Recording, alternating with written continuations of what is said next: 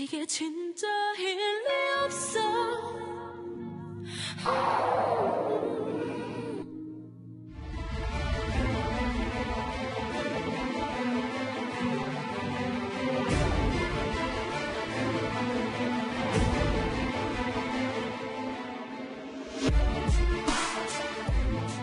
나라 미래도 걱정 안 하고 당의 미래도 걱정 안 하고 오직 자기의 미래만을 걱정합니다. 이것은 아닙니다.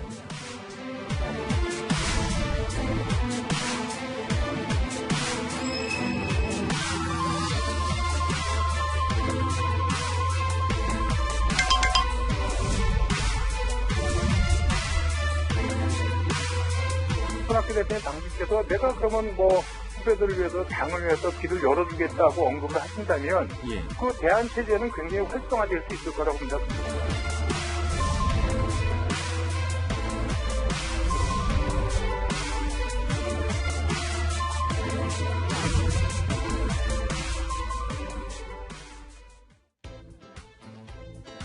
자, 당 내용으로 혼돈에 빠진 바른미래당, 사실상 결별 수순을 밟고 있는 것이다 라고 할 수 있을 것 같습니다. 4.3 보궐선거 참패 후 폭풍으로 각 계파마다 각자 도생, 자신들의 살 길을 찾아 떠나는 상황으로 아주 분주한 모습입니다.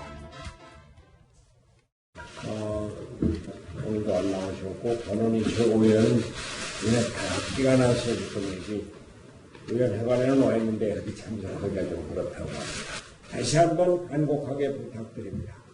지금은 분열할 때가 아니라 단결할 때입니다. 나라 미래도 걱정 안 하고 당의 미래도 걱정 안 하고 오직 자기의 미래만을 걱정하는 일. 이것은 아닙니다. 이재명 차장, 지금 바른미래당 최고위원 회의 지난주보다 더 인원이 적어 보이는 것 같습니다. 권은희 의원은 지금 눈대리기 때문에 안 나왔다고 얘기를 했는데 실제로는 이 당 지도부의 의사 결정 방식의 불만 때문이다라는 얘기가 더 많아요. 그런 소문들이 많이 나오고 있죠. 지금 하태경, 권은희, 이준석 최고위원은 계속 이제 손학규 대표의 사퇴를 요구하면서 불참을 하고 있는 상황에서 이제 권은희 정책위 의장까지 좀 눈 다래끼를 이유로 나오질 않았는데 그러다 보니까 최고위원이 7명 중에서 4명이 그래도 의결을 해야 어떤 이제 당의 의사결정을 할 수 있는데 결국 최고위원의 그러니까 권위 자체가 무너져 버렸고 이제 아무것도 결정할 수 없는 그런 상황에 지금 놓여버렸고 그것이 결국 지금 손학규 대표 체제의 어떤 현주소가 아닐까 이런 생각이 듭니다. 자, 이런 가운데요. 바른미래당 이현주 의원이요. 또 총선 전 자유한국당 입당 의사를 사실 모든 사람이 짐작은 했죠. 그런데 공개적으로 드러낸 적은 없었습니다. 근데 이번에 공개적으로 그 입장을 드러냈습니다. 이목이 집중되고 있죠.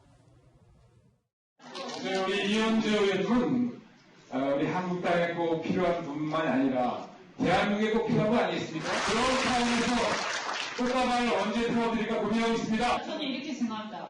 확실한 거. 우리는 결국 총선 전에 만난다. 제가 이번에 확실하게 약속드리고 우리는 총선 전에 함께한다. 이현주 의원님. 네. 이현주 의원에게 몇 번이나 저도 물어봤었는데 아직은 때가 아니다. 이렇게 얘기를 여러 번 했어요. 근데 이제는 아예 공개적으로 본인이 얘기를 하네요. 그렇죠. 통합민주당에서 시작을 해서 그다음에 더불어민주당을 갔다가 그다음에 이제 국민의당을 갔다가 또 바른미래당을 갔다가 이제는 자유한국당으로 이제 가겠다고 하고 있습니다. 아마 저 정가에서 당적을 제일 많이 옮긴 의원은 이제 이인재 전 의원이 제일 많이 옮겼거든요. 아마 이현주 의원도 곧 기록을 깨지 않을까라는 생각이 드는데 문제는 모르겠습니다. 본인이 간다고 해서 또 받아줄지는 모르겠지만 어쨌거나 정치인이 이렇게 이 제일 끝에서 이쪽 끝까지 옮긴 데에서는 뭔가 명분과 이유가 있어야 되지 않습니까? 보수는 사실 예전에는 보면 상당히 경제민주화라든지 진보적인 또 이런 많은 것들을 본인이 이야기를 해왔어요. 또 안철수 대표를 위해서는 눈물까지 흘렸습니다. 그런데 이제는 또 보수의 아이콘으로 해서 또 보수를 위해서 지금 뭉쳐야 된다는 이야기를 하고 있기 때문에 모르겠습니다. 앞으로 이현주 의원이 또 어떤 변신할지 모르겠지만 현재로서는 일단 본인이 가겠다는 의사를 피력했기 때문에 과연 자유한국당이 받아줄까? 아직까지는 정답을 모르겠습니다. 제가 언제 가실 거냐고 물었을 때 이런 답이 돌아왔습니다. 가긴 가되 혼자는 아니다. 뜻을 같이 하는 사람이 분명히 당내에 여럿 있다라고 얘기를 했었는데 그 얘기를 꺼내자 하태경 의원의 반응이 되게 놀랐습니다. 그냥 잘 가세요. 그런 사람 없습니다. 이렇게 얘기를 했네요. 그러니까요. 지금 어쨌든 이현주 의원은 자기 혼자 좀 가겠다는 게 당장 한국당에 입당하겠다는 게 아니라 결국은 총선 전에 보수 대통합을 통해서 그렇죠. 어떻게 보면 문재인 대 반문재인 이런 구도 속에서 총선을 치러야 된다. 이런 의견을 피력한 거다. 이렇게 이제 주장을 하고 있는데 거기에 대해서 지금 하태경 최고위원은 잘 가라 같이 갈 사람은 없다. 이제 이렇게 이제 선을 그었는데 글쎄요. 지금 그러니까 바로 직전 총선에서는 이제 국민의당이 대승을 거뒀죠. 그러면서 어떻게 보면 제3지대랑이 열렸었는데 다음 총선, 그러니까 내년 총선에서도 과연 양당 체제로 갈지 아니면 제3지대 열릴지 사실 아무도 예측하기 쉽지 않은 상황이죠. 네. 다만 이제 이현주 의원은 지금의 구도 속에서는 결국은 양당 체제로 갈 수밖에 없다 이렇게 보고 있는 거고, 바른미래당의 다른 이제 의원들은 어떻게든 선거제도를 바꿔서 결국 제3지를 열어야 된다 이런 입장 차이가 있기 때문에 지금은 속단할 수 없지만 어쨌든 그래도 불구하고 이제 총선이 가까우면 가까울수록 어떤 식으로 정리가 되지 않을까 이렇게 보는 게 맞는 것 같습니다. 네.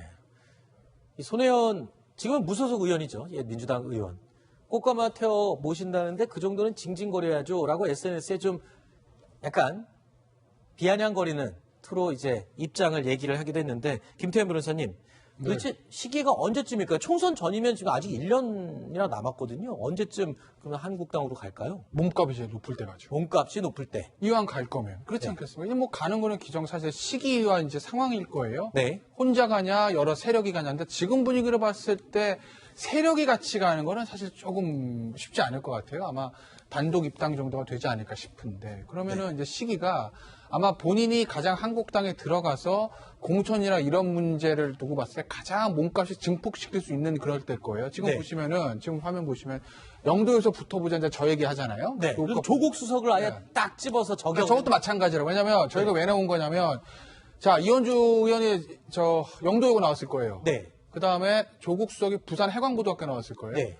거기가 지역구가 아마 영도랑 저 중구 영도 이렇게 중구 영도 요즘 네. 이제 분구돼서 합쳐진 새로 그 지역구가 같이 있는 학교이기 때문에 두 사람의 고등학교 출신 고등학교를 얘기한다면 영도 중구 영도 여기서 이제 붙을 가능성이 굉장히 높은 거 아니겠습니까? 네. 그러니까 이현주 의원 같은 경우에는 지금 본인이 이제 자유한국당 들어갔을 때 예를 들면 자, 조국 수석이 거기에 나온다고 했을 때 그 매치업 상대로 이제 간다든지 그렇게 해서 나름대로 본인의 몸값을 최대한 높인 시점에 아마 입당하지 않을까 싶어요. 자유한국당 입장에서도 보면 그게 가장 자유한국당 입장에서도 낫죠. 어차피 이현주 의원이 입당하는 순간 이현주 의원도 그렇고 자유한국당도 약간의 비판은 받을 것이거든요. 네. 그걸 덮을 수 있을 정도의 폭발력이 나올 수 있는 시기, 네. 그 시기를 선택하겠죠. 저는 그냥 총선 직전이라고 봐요. 정치인들은 되게 많은 경우에 중량급 이상의 좀 있는 사람과 싸워야 본인의 이 몸값이 올라가고 위치가 올라간다. 이 전략을 자주 쓰는 것 같아요. 그렇죠. 뭐 본인의 정치적인 어떤 위상을 업그레이드 시키기 위해서는 네. 하여튼 뭐 다선 의원, 그 다음에 중요한 정치인하고 붙어야지만 네. 된다라고 해서 계속 이제 본인과 조국 수석을 어떤 매칭시키는 그런 네. 효과를 하는데 이제 문제는 이제 자유한국당에 많이 입당했을 경우에 자유한국당이 과연 그런 구도로 만들어낼 것이냐. 네. 그리고 조국 수석이 이렇게 또 이현주나 붙을 것이냐. 만약에 또 정치를 한다면 뭐 부산에서는 굉장히 지금 조국 수석을 출마시키길 원하잖아요. 그렇죠. 여러 가지 변수가 있겠죠. 네. 과연 그러면 또 이현주 의원을 과연 부산에 출마시킬 거냐. 아하. 그것도 있는 거예요. 왜냐하면 이제 부산 입장에서 보면 현지에서 지금 또 이거 출마를 준비하는 분도 계시고 네. 또 예를 들어서 야당 같은 게 제1야당 같은 경우는 수도권 전략이 중요하지 않습니까? 변수가 서울 너무 전략이 많아요. 중요한 거거든요. 네. 그러면 들을 거면 예를 들어 수도권에 홈지에 가서 붙어서 좀 해라. 뭐 이렇게도 이야기할 수 있는 거예요. 네. 이제 그렇기 때문에 본인의 의사대로만은 아마 구도가 잡힐지는 좀 더 두고 봐야 될 것 같습니다. 알겠습니다. 자, 이런 가운데 안철수 전 대표가 독일에서 측근들에게 메시지를 보내와서 관심이 집중되고 있습니다. 이태규 의원의 목소리입니다. 들어보시죠. 현장에 계신 분들이 좀 판단해서 대처해야 될 이런 말씀이시고요. 예. 두 번째는 이제 바른미래당 통합 정신이 훼손돼서는 안 된다. 예. 지금은 어렵지만 한국 정치를 바꾸려는 소중한 정당 아니냐. 예. 뭐 이제 이런 의견을 주셨어요. 아, 예. 손학규 대표님 당신께서 내가 그러면 뭐 후배들을 위해서 당을 위해서 길을 열어주겠다고 언급을 하신다면 예. 그 대안 체제는 굉장히 활성화될 수 있을 거라고 봅니다. 이재용 차장, 예. 손학규 대표의 지금 리더십이 아주 위기에 봉착한 상황인데 다시 안철수 전 대표 얘기가 나오고 있어요. 우리 다시 또 안철수 전 대표의 복귀를 볼 수 있는 겁니까? 글쎄요, 뭐 조기 복귀론이 지금 나오고 있는 상황인데 네. 결국은 안철수 대표 진영이라고 할 수 있는 어떤 친한계라고 할 수 있는 의원들이 최근에도 모여서 손학규 대표 퇴진에 대해서 논의를 했다 이런 얘기가 있었고 네. 그 중심에 지금 이태규 의원이 있는데 친한계 의원들이 얼마 전에 다 안철수 의원한테 문자를 받았다는 겁니다. 그 내용에 보면 자기가 멀리 있어 도와주지 못하지만 이태기 의원과 상의해달라. 다시 해서 이태기 의원이 지금 하는 얘기가 결국은 안철수 대표의 생각이다. 이렇게 해석할 수 있는 그런 문자를 보냈다는 건데 이태규 의원도 최근에 이제 손학규 대표 체제가 계속 가는 것에 굉장히 부정적인 그런 입장을 밝혔기 때문에 그렇다 그러면 손학규 대표 체제 이후 그러니까 포스트 손학규를 봤을 때 결국 다시 안철수 대표가 조기 복귀를 해서 안철수, 유승민 양체제로 가는 게 아닌가 이런 이제 전망들이 나오고 있는 상황입니다. 다만 이제 안철수, 유승민 대표가 손을 잡고 이미 계속 선거를 해왔다는 거죠. 그런데 그럼에도 불구하고 둘이 어떤 이렇게 화학적 통합을 통해서 중도 정당으로서의 모습을 제대로 보여주지 못했기 때문에 어떻게 보면 지금 바른미래당이 위기에 처하는 건데 다시 복귀하는 게 과연 가장 최선의 선택일지는 좀 고민을 해봐야 될 시점이 아닐까 싶습니다. 알겠습니다. 자유한국당 얘기로 좀 넘어가 볼까요? 지난 주말 자유한국당 황교안 대표가 취임 후 첫 번째 장외 투쟁에 나섰습니다. 문재인 정권을 향해서 구걸, 김정은 대변인 뭐 이런 수위 높은 표현들을 쓰면서 비판에 나섰는데요. 투사로 변신한 황교안 대표의 발언에 정치권이 다소 시끄러웠습니다. 북한은 우리를 핵으로 위협하고 있는데 우리의 대통령은 대북 제재 풀어달라고 사방팔방 돌아다니고 있습니다. 우리 경제 살릴 외교는 전혀 보이지 않고 김정은 대변인 역할만 하고 있습니다. 이래도 됩니까? 도대체 대한민국의 자존심 어디다 팔아놓고 왜 북핵 풀어달라고 북한 제재 풀어달라고 왜 그거 구하러 다닙니까? 이거 도대체 대한민국의 대통령 맞습니까? 신인 정치인 황교안 대표가 아닌 것 같습니다. 이제 정치인의 모습이 점점 나타나는 것 같은데 저 예전의 모습과는 달리 버럭 하면서 뭐 연설도 하네요. 토요일 날 황 대표 체제가 들어선 이후 처음으로 이제 한국당이 장외 집회를 하면서 황 대표가 어떻게 보면 대중 정치인으로서 첫선을 보였다 뭐 이렇게 평가할 정도로 뭐 강경한 입장을 보였죠. 뭐 평가는 어떤가요? 뭐 문재인 대통령에 대해서 비판하고 있는 건 뭐 비판의 내용에 대해서는 뭐 당연히 진영에 따라서 평가가 다르겠지만 어쨌든 2만 명 가량이 모였다라고 평가를 하고 있고 뭐 왔다 갔다 한 사람까지 합치면 더 많다, 10만 명 넘는다 뭐 이런 주장도 있어서 어쨌든 대중을 동원하고 또 문재인 대통령의 반대 진영의 대표 주자로서 자신의 입지를 어떻게 만드는데 그 성공한 게 아닌가 뭐 그런 생각은 할 수 있을 것 같습니다. 연설을 들어보니까 예전에 황교안 대표 기자들과 인터뷰할 때 항상 고구마 같다라는 별명이 있었거든요. 이것도 아니고 저것도 아니고 애매한 답변으로 참 기자들을 답답하게 했었는데 어제 연설 자리에서는 꽤나 그러니까 보수 진영에서 들을 때는 좀 이렇게 명쾌한 해설을 하지 않았나 그런 생각도 들거든요. 그렇죠. 뭐 대북 문제 관련해서 문 대통령이 뭐 구걸을 하고 있다 해외에 나가서 그리고 뭐 지금 좌파 천국이다 이렇게 굉장히 뭐 강도 높은 얘기를 했었는데 결국 뭐 어떻게 보면 문재인 대통령도 이제 2012년 총선에서 정치인이 돼서 당 대표가 되고 대선 후보로 가는 과정 속에서 비슷한 평을 받았던 것 같아요. 황 대표랑 같이 처음에는 어떤 하나에 대한 분명한 입장을 내지 못하고 있다가 점점점 이제 정치에 발을 깊이 들이고 그다음에 어떤 현안들이 많아지면서 판단을 하게 되고 그러면서 자기 목소리를 높이게 되고 이런 과정 자체가 어떻게 보면 뭐 대선 주자를 커가는 어떻게 보면 성장해가는 그런 과정이 아닌가 싶고 그런 점에서 황 대표가 뭐 수순대로 가고 있는 게 아닌가 뭐 그렇게 볼 수 있을 것 같습니다.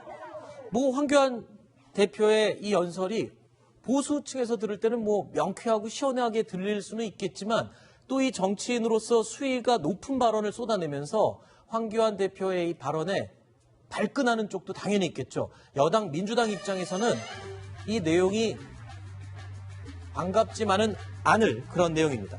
특히 이해찬 더불어민주당 대표가요. 황교안 대표를 향해서 정치 신인임을 꼬집으면서요.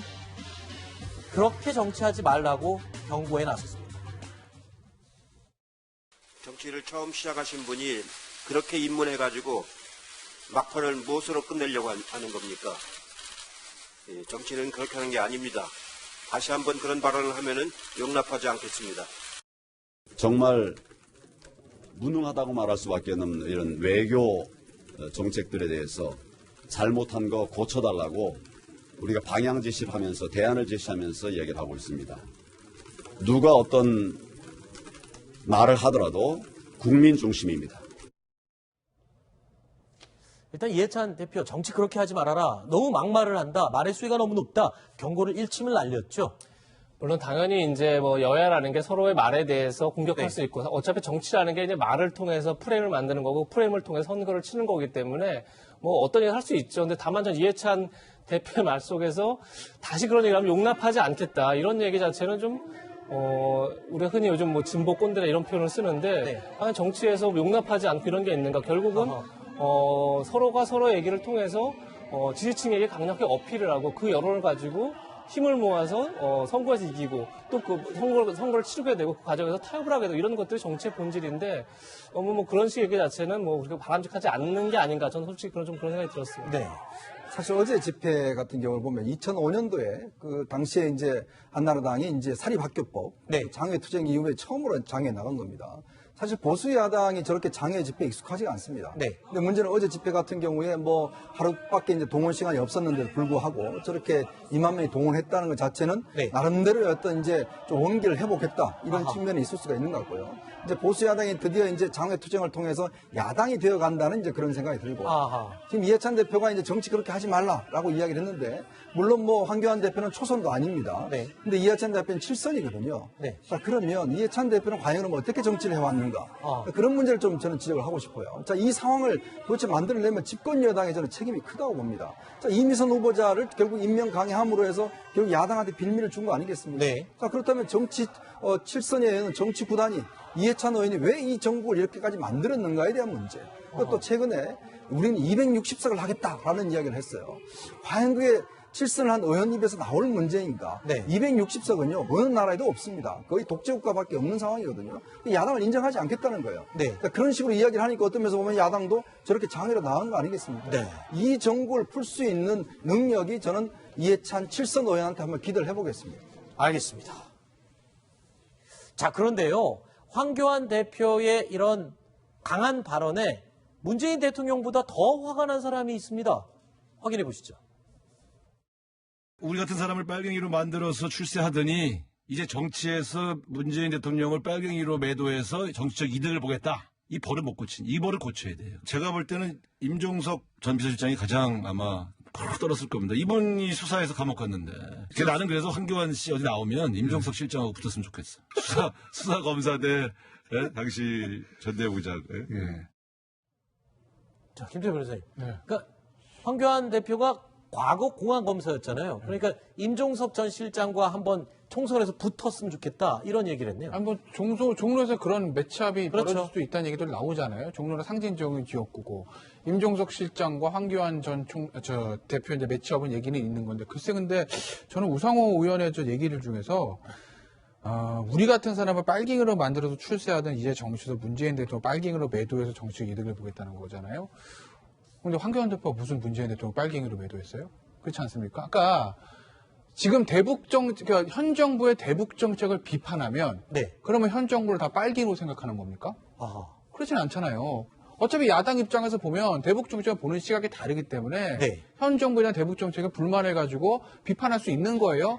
물론 비판하는 와중에 뭐 김정은 대변이나 이런 표현들이 어떤 여당 의원들하고 청와대 관계자들이 귀에 거슬렸을 수는 있어요. 그 표현 자체가. 그런데 현 대통령의 대북 정책을 비판한다고 해서 예를 들어서 화해보다는 좀 제재를 강화하는 쪽에 방점을 두는다고 해서 현 정부를 빨갱이로 매도하는 거냐? 그건 아니라는 거거든요. 이게 저는 오히려 역색깔론이라고 보는 거고 그리고 이제 예전에 있었던 우리 같은 사람을 빨갱이로 만들어서 출세한다는 그런 얘기들. 그 80년대 그때 어떤 그 국가보안법이라든지 95년대 국가보안 한정위원회에서 개정되기 전에 어떤 그런 그 당시의 법 해석을 봤을 때는 어찌됐든 간에 임종석 실장은 당시에 그 국가보안법 위반인 걸 본인이 알면서도 본인이 어떤 추가하는 가치가 옳다고 생각하고 한 거 아니겠습니까? 그럼 공안검사의 황교안 검사, 당시 검사 입장에서는 당연히 처벌할 수밖에 없는 거죠. 그것이 임종석 실장이나 우상호 의원의 소신에 내가 정치로 내 행위가 옳다고 생각하더라도 본인은 어쨌든 현행법 위반인 걸 알고 했던 거 아니겠어요. 근데 당시에 검사로서 그걸 처벌한 게 무슨 뭐 빨갱이로 매도해가지고 출세한 거예요. 그리고 그래도 아무리 정치적으로 반대파고 마음에 들지 않더라도 제1야당 대표인데 황교안 씨가 뭡니까? 황교안 씨가. 그렇지 않아요? 자, 어떤 면에서 보면 이제 이 우상호 전 원내대표나 또 이제 임종석 실장이 이제 과거에 본인들이 고생했던 부분들을 뭐 여러 가지 이제 탄압을 갖다 이야기를 하고 있습니다. 또 역으로 생각해 보면 그것 때문에 이렇게 정치를 또 하고 있잖아요. 그 자산이 되어서 지금은 사실은 임종석 실장이 비서실장 했고 또 등등의 본인들의 어떤 플러스된 측면이 있지 않겠습니까? 그걸 결국에 본인들이 손해만 봤다 이렇게는 저는 이해할 수 없다고 봅니다. 결국 그 시대에서 본인들이 선택한 문제이고 그거에 따라서 법으로서 처벌당한 겁니다. 자, 그렇기 때문에 그거에 또 기반으로 해서 현재 정치권에 나와서 저렇게 또 어떤 면에서 보면 정적 입지를 다진 것이고 그렇기 때문에 그 문제를 가지고 황교안 대표에게 저는 대응한다는 것 자체는 오히려 너무 과거지향적이 아닌가라는 생각도 듭니다. 박지훈 변호사님 얘기도 한마디 들어야 될 것 같아요. 그럼에도 불구하고 당 대표가 나와서 대통령을 어쩌면 매도하는 발언이 됐기 때문에 아마 당에 관련된 여당이나 뭐 관련된 입장에서 옛날 얘기 뭐 들먹인다고 표현하기는 좀 그렇지만 얘기할 수밖에 없었지 않을까 생각이 들고요. 뭐 그걸 뭐 과거까지 다 이리 본다기보다는 지금 단계에서 대통령을 대변인이라 했던 그 부분에 대해서 문제점을 제기한 게 아닌가 이렇게 보입니다. 알겠습니다. 투사로 변실한 황교안 대표의 이야기를 잠시 나눠봤습니다. 7번째 소식, 오늘 저희가 7위로 꼽은 내용이 준비되어 있습니다. 만나보시죠.